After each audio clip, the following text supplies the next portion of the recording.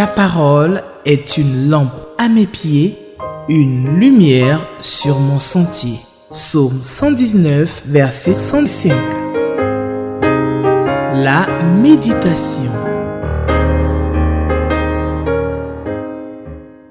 Les yeux de tous espèrent en toi et tu leur donnes la bénédiction en son temps. Tu ouvres ta main et tu rassasies à souhait tout ce qui a vie. Que la grâce et la faveur de Dieu nous localisent en ce jour du mardi 14 octobre 2025. Soyez donc la bienvenue à notre émission La Méditation. Alors ce jour donc, selon le lecteur de la Bible, le passage qui sera l'objet de notre étude ce jour, c'est le livre de Job, le chapitre 30, du verset 1er au verset 31. Job, chapitre 30, verset 1 au verset 31, intitulé « Du sommet de la notoriété à la souffrance ». Du sommet de la notoriété à la souffrance. Alors, bien-aimés dans le Seigneur, il est bon de confier ce temps entre les mains du Seigneur parce que c'est lui qui nous donne la capacité par son esprit. Alors, c'est pourquoi nous allons recommander ce temps entre les mains du Seigneur. Père éternel, nous te bénissons pour ce jour et nous te rendons toute la gloire pour cette grâce particulière que tu nous accordes d'être au rang des vivants. Oui, merci pour le souffle de vie que tu as encore renouvelé en nous. Merci de ce que, Seigneur, tu disposes ce temps afin de pouvoir apprendre de ta part. Enseigne-nous et remplis-nous de toi pour la seule gloire de ton nom. Au nom de Jésus, nous avons prié. Amen. Amen. Alors, nous allons lire donc le passage de Job, chapitre 30, du verset 1 au verset 31. Lisons donc la parole de Dieu. Et maintenant, je suis la risée de plus jeunes que moi, de ceux dont je dédaignais de mettre les pères parmi les chiens de mon troupeau. Mais à quoi me servirait la force de leurs mains? Ils sont incapables d'atteindre la vieillesse, desséchés par la misère et la faim. Ils fuient dans les lieux arides depuis longtemps, abandonnés et déserts. Ils arrachent près des arbrisseaux les herbes sauvages et ils n'ont pour pain que la racine des genêts. On les chasse du milieu des hommes. On crie après eux comme après des voleurs. Ils habitent dans d'affreuses vallées, dans les cavernes de la terre et dans les rochers. Ils hurlent parmi les buissons. Ils se rassemblent sous les ronces. Être vils et méprisés, on les repousse du pays. Et maintenant, je suis l'objet de leurs chansons.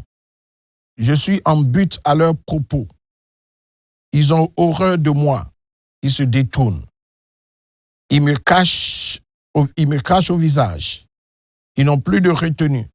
Et ils m'humilient. Ils rejettent tout frein devant moi. Ces misérables se lèvent à ma droite et me poussent les pieds. Ils se fraient jusqu'à moi des sentiers pour ma ruine. Ils détruisent mon propre sentier et travaillent à ma perte. Eux, à qui personne ne viendrait en aide.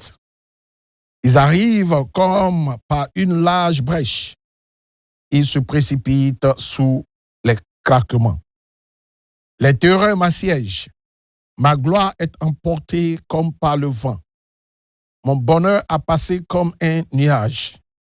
Et maintenant, mon âme s'épanche en mon sein. Les jours de la souffrance m'ont saisi. La nuit me perce et m'arrache les os. La douleur qui me ronge ne se donne aucun repos. Par la violence du mal, mon vêtement perd sa forme. Il se colle à mon corps comme ma tunique. Dieu m'a jeté dans la boue. Et je ressemble donc à la poussière et à la cendre. Je crie vers toi et tu ne me réponds pas. Je me tiens debout et tu me lances ton regard. Tu deviens cruel contre moi. Tu me combats avec la force de ta main. Verset 22. Tu me soulèves, tu me fais voler au-dessus du vent et tu m'écrases au bruit de la tempête. Car je le sais, tu me mènes à la mort, au rendez-vous de tous les vivants. Mais celui qui va périr n'étend-il pas les mains? Celui qui est dans le malheur n'implore-t-il pas du secours? N'avais-je pas de larmes pour l'infortuné? Mon cœur n'avait-il pas pitié de l'indigent? J'attendais le bonheur et le malheur est arrivé. J'espérais la lumière et les ténèbres sont venues. Mes entrailles bouillonnent sans relâche. Les jours de la calamité m'ont surpris. Je marche noirci, mais non par le soleil. Je me lève en pleine assemblée et je crie. Je suis devenu le frère des chacals, le compagnon des autruches. Ma peau noircit et tombe. Mes os brûlent et se dessèchent. Ma harpe n'est plus qu'un instrument de deuil et mon chalumeau ne peut rendre que des sons plaintifs. Que l'Éternel bénisse sa parole. Amen. Alors, bien-aimés dans le Seigneur, ce texte de Job, ce chapitre de Job, véritablement nous interpelle à plus d'un titre et nous présente la déchéance de Job, donc de la notoriété à la souffrance. Job va, comme nous le savons, Job va traverser des moments difficiles, des périodes de preuves qui vont, n'est-ce pas, essayer de le marquer à vie. Mais en même temps, il va ressortir de là rangaillardi, il va ressortir de là restauré, il va ressortir de là guéri, il va ressortir de là plus que prospère. Parce que le Dieu que nous servons est un Dieu qui est fidèle, qui n'abandonne pas ses enfants. Malgré le désert, malgré les tribulations, malgré les persécutions, oui, le Dieu que nous servons demeure toujours Dieu. Et c'est ce que nous allons voir au travers de ce passage. Alors, il faut comprendre que le chapitre 29 déjà nous montre Job qui était quelque peu nostalgique, n'est-ce pas? Il était quelque peu nostalgique du temps où Dieu le bénissait. Alléluia. Job était, nous prenons Job, le chapitre 1, il était béni par l'Éternel. Il aimait Dieu. C'était un homme intègre qui avait la crainte de Dieu. Et il était prospère. Oui, il était marié, il avait des enfants, il était immensement riche. Job était un homme prospère. Et il était très intègre parce que la crainte de Dieu était au centre de sa vie. Alléluia. Alors, Job donc va se retrouver dans une phase de décadence, de déchéance morale et même de désespérance. Mais malgré tout cela, il retient une seule chose. Il sait que son Rédempteur est vivant. Job a tout perdu. Ok, ses finances ont été attaquées. Son mariage a été attaqué. Ses enfants ont été attaqués. Oui, et lui-même, sa foi a été mise à rude épreuve. Alors, Job est resté, malgré les plaintes et les complaintes, il n'a jamais renié Dieu. Alléluia. Alors, le verset 30 donc, nous parle donc de ce Job qui va donc se lancer dans une sorte de lamentation où il met en exergue l'humiliation qu'il a subie, il met en exergue la souffrance physique et morale dont il est victime et également l'abandon, le sentiment d'abandon de Dieu. Alléluia. Voici donc les trois éléments qui vont constituer, n'est-ce pas, ce récit. Ok, le premier élément, c'est l'humiliation. Le deuxième, c'est la souffrance physique, morale et même émotionnelle. Et enfin, le troisième, c'est le sentiment d'abandon que Job va expérimenter parce que pour lui, Dieu l'avait complètement abandonné. Alors nous allons donc en termes d'observation structurer ce passage en trois mouvements. Le mouvement 1 court du verset 1 au verset 15 où nous voyons l'ingratitude du monde. l'ingratitude du monde. Ensuite, le deuxième mouvement du verset 16 au verset 19 que nous proposons, Dieu abandonne-t-il? Oui, est-ce que Dieu abandonne-t-il ses enfants? Voici donc la question. Et le dernier mouvement du verset 20 au verset 31 nous permet de comprendre que, oui, l'absence de consolation et le désespoir de Job qui marque l'idée selon laquelle le secours ne peut venir que d'en haut. Alléluia. Le secours vient d'en haut. Oui, nous bénissons Dieu pour ce temps et surtout pour ce passage parce qu'il est d'actualité et il est immensement riche parce que en tant que chrétiens, en tant que disciples de Christ, nous vivons dans ce monde, mais nous ne sommes pas de ce monde. Mais une réalité est certaine, c'est que lors de notre marche avec le Seigneur, parfois nous connaissons aussi le désert. Parfois nous connaissons l'humiliation. Parfois nous connaissons, n'est-ce pas, la souffrance physique, la souffrance morale. Parfois nous avons l'impression, le sentiment que Dieu également ne nous écoute pas. Mais au travers de ce passage, nous allons nous rendre à l'évidence d'une réalité qui est une vérité établie, c'est que celui qui met sa confiance en l'Éternel, il est toujours béni. Alléluia. Et c'est l'objet donc de ce passage. Alors, l'ingratitude du monde. Il est important de comprendre que ce monde est caractérisé par l'ingratitude, le mépris, le rejet, les tribulations, l'humiliation. Voici un élément qui se dégage. Et ici, il a dit que Job est devenu la risée du monde. Job est devenu l'élément le sujet d'actualité. Parce que il est passé, n'est-ce pas, de la notoriété au désespoir, à la souffrance. Alors, il dit, je suis la risée de plus jeunes que moi, de ceux dont je dédaignais mettre des pères parmi les chiens de mon troupeau. C'est-à-dire des personnes qui ne méritent même pas, n'est-ce pas, de s'approcher de lui. Et c'est ceux-là dont les pères ne pouvaient même pas lui être utiles. Alors, c'est leurs enfants, leurs jeunes enfants qui aujourd'hui se moquent, n'est-ce pas, de Job et rient de lui. Job donc étant devenu donc la risée de tous, il va donc subir une souffrance morale et émotionnelle aiguë. Il ajoute que, mais à quoi me servirait la force de leurs mains? Ils sont incapables d'atteindre la vieillesse. Et là, il parle un peu de la misère morale de ces personnes qui se moquent de lui. Leur misère morale et leur misère spirituelle. Parce qu'ils ne savaient pas que Job n'était pas celui qui était l'objet d'accusation. Ce n'est pas lui qui a péché, mais c'est parce qu'il a été éprouvé. Et au temps de l'épreuve, ce n'est pas le lieu, n'est-ce pas, de se moquer de celui qui traverse des moments difficiles. Alors, Job va nous permettre de comprendre dans la deuxième partie cette question, Dieu abandonne-t-il ses enfants?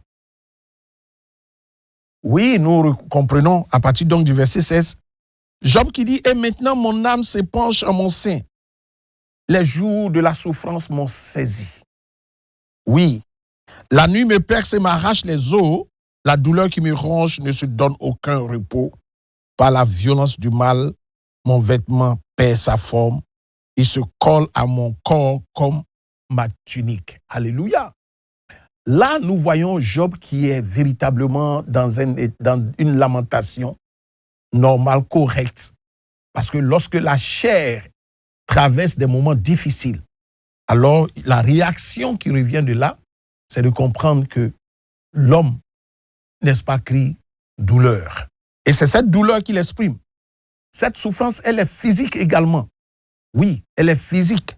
Lorsqu'il parle de la douleur qui me ronge ne se donne à aucun repos, il dit, par la violence du mal, il dit, mon vêtement perd sa forme et il se colle à mon corps comme ma tunique pour montrer quelque peu, la misère dans laquelle il se trouve. Et que le corps était desséché. Il était devenu comme pratiquement une loque humaine. Malgré cela, Job n'a pas renoncé à son Dieu. Il ajoute au verset 19, il dit, Dieu m'a jeté dans la boue. Oui, Dieu m'a jeté dans la boue. Et je ressemble à la poussière et à la cendre. Le lexique qui a utilisé ici, la boue, la poussière, la cendre, oui, exprime l'idée selon laquelle Job s'identifie, n'est-ce pas, pratiquement à quelqu'un qui ne correspond plus à rien. Pour Job, pour lui, il n'y a plus d'espoir. Quand bien même son Rédempteur est vivant, mais cela ne l'a pas empêché de se lamenter par rapport à sa condition physique et à sa condition spirituelle. Il dit, je crie vers toi et tu ne me réponds pas. Voici donc le sentiment, n'est-ce pas, d'abandon. Job dit, malgré toute cette misère que lui traverse, mais il a l'impression qu'il y a un silence de Dieu. Alléluia. Il dit, je me tiens debout et tu me lances ton regard. Alors, bien-aimés dans le Seigneur, parfois, dans notre marche, nous avons l'impression que nous sommes assaillis de toutes parts, et que nous avons été abandonnés. La première question qui nous vient à l'esprit souvent, c'est de dire, pourquoi moi? Pourquoi cette épreuve?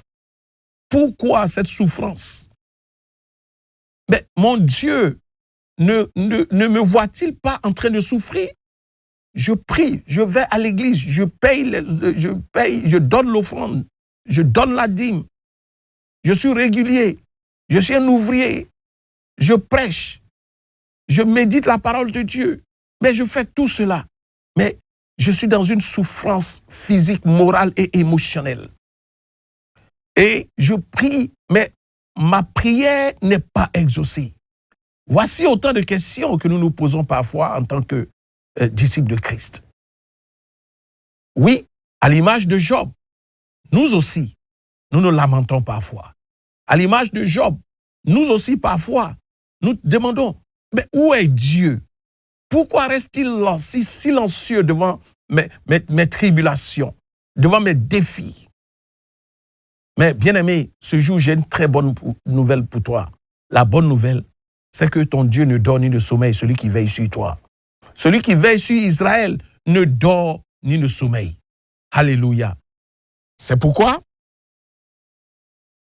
Job pouvait encore ajouter, il dit, tu deviens cruel contre moi et tu me combats avec la force de ta main. Alléluia. Pour dire, il dit, tu me soulèves et tu me fais voler au-dessus du vent et tu m'écrases au bruit de la tempête. Job ici est véritablement dans une phase de crise. Oui, une crise existentielle, mais aussi une crise spirituelle. Mais la grâce de Dieu étant avec Job, c'est que Job ne va jamais régner son Rédempteur. Oui, parce qu'il sait en qui il a placé sa confiance, il sait en qui il a cru. Il dit, car je le sais, tu me mènes à la mort, au rendez-vous de tous les vivants. Parce qu'il sait que la mort, c'est ce qu'il mérite. La mort, c'est ce qui peut lui sauver sa vie. Alors, Job, maintenant, va se lancer dans ce qui inaugure donc la troisième partie. Oui, il sait que son secours ne peut venir que d'en haut. Oui, à partir donc du verset 20, nous voyons Job qui dit, je crie vers toi et tu ne me réponds pas. Oui, parce qu'il crie vers l'Éternel. Il dit, lorsqu'il dit, je crie vers toi et tu ne me réponds pas, la première phase qui consiste à crier vers l'Éternel, c'est l'attitude que nous devons avoir lorsque nous sommes dans la tribulation. C'est l'attitude que nous devons avoir lorsque nous sommes en train de traverser le désert. C'est la réaction que nous devons avoir lorsque nous sommes, n'est-ce pas, oppressés de toutes parts. Lorsque la situation que nous traversons, ça peut être sur le plan familial, Ça peut être sur le plan professionnel. Ça peut être aussi sur le plan, n'est-ce pas, de la communauté, de l'Église. Ça peut être sur le plan de la nation. Ce que nous avons à faire, ce n'est pas de nous lamenter, mais c'est de crier à Dieu. La solution, c'est Dieu. Toute solution en dehors de Dieu n'est pas une solution durable. Alléluia. Elle est une solution humaine. Or, tout ce qui est humain est charnel. Alors, c'est pourquoi Job dit, je crie vers toi. Bien-aimé, je ne sais pas quelle est la situation que tu traverses ce jour. Je ne sais pas quel est le défi qui se présente à toi ce jour. Ce que j'ai à te dire, c'est de dire, tu cries à ton Dieu. Tu as un Dieu qui est vivant. Tu as un Dieu qui est tout puissant. Tu as un Dieu qui est omniscient, omnipotent et omniprésent. Il est avec toi, il est en toi et il est pour toi. Ne désespère pas. Que cette situation ne te fasse pas changer, n'est-ce pas, ton attention et ta marche. Ne bloque pas ta marche. Parce que cette situation, elle est provisoire. Cette situation que tu traverses n'est que provisoire, mon frère. N'est que provisoire, ma sœur. Oui, crie à ton Dieu. Voici la clé du problème que tu traverses. Que tout ce qui est Goliath devant toi ce matin soit anéanti au nom de Jésus. Alors, Job, il dit, j'attendais le bonheur et le malheur est arrivé. J'espérais la lumière et les ténèbres sont venues. Bien-aimés, parfois, nos voix ne sont pas les voix de Dieu. Nos désirs ne sont pas les désirs de Dieu. Parce que Dieu pourvoit toujours à nos besoins. Mais il ne pourvoit pas toujours à nos désirs. Alléluia. C'est pourquoi il dit, j'attendais le bonheur et le malheur est arrivé. Parfois, nos attentes ne sont pas les attentes de Dieu. Il dit, j'espérais la lumière et les ténèbres sont venues. Bien-aimés dans le Seigneur, c'est une réalité incompressible. Alors, l'image que nous devons, ce que nous pouvons retenir ici, à ce niveau, c'est de comprendre que Job 30 est la préfiguration de Christ lui-même. Le Christ souffrant. Il a été méprisé, il a été rejeté. Il a été seul, il a été abandonné. Il a été raillé par les pécheurs. Oui, il était seul, abandonné. Mais une réalité certaine, c'est que l'image de ce Christ souffrant, c'est aussi l'image du chrétien que tu es, du disciple de Christ que tu es. Alléluia. Alors, Job s'est senti méprisé. Oui, méprisé. Il s'est senti rejeté. Il s'est senti seul. Et il s'est senti abandonné. Oui, il a été foulé aux pieds comme une rose. Et Job a émergé. Parce qu'il y avait quelque chose en Job. Et ce jour, ce que nous devons savoir, Job savait que Dieu le rétablira dans sa gloire. Alléluia. Dieu le rétablira dans la gloire. C'est pourquoi, bien-aimé, il est important de comprendre que, quelle que soit la durée de la nuit, le soleil se lève toujours. Bien-aimé, aucune condition humaine n'est permanente. Oui, aucune condition humaine n'est permanente. Toute condition humaine a une date de péremption. La souffrance, le désert, la misère que tu traverses a une date de péremption. Crie à ton Dieu. Oui, le Dieu qui combat pour toi, qui pourvoit pour toi, il n'a pas dit son dernier mot. Autant marqué par lui, il te rétablira dans la gloire. Alléluia. C'est pourquoi nous pouvons, pour aller faire cette prière, pour faire comprendre à chacun de nous que la situation de Job est une situation qui doit nous interpeller à plus d'un titre. Job est resté, il n'a pas rejeté son Dieu. Il n'a pas perdu la foi, parce que ce qui était en jeu, c'était la foi. Oui, il n'a pas perdu la foi. Il a gardé la foi. Il aurait pu renier son Dieu, mais il ne l'a pas fait. Quelle est ta situation? N'as-tu pas renié ton Dieu? Parce que tu as fait des prières. Tu as attendu pendant 5 ans, 10 ans. Il n'y a pas eu de réponse. Mais tu dis non, Dieu m'a abandonné. Et tu as rétrogradé. Mon frère, ma soeur, ce jour, il faut te ressaisir, il faut te repentir. Parce que ton Dieu te tend son bras d'amour.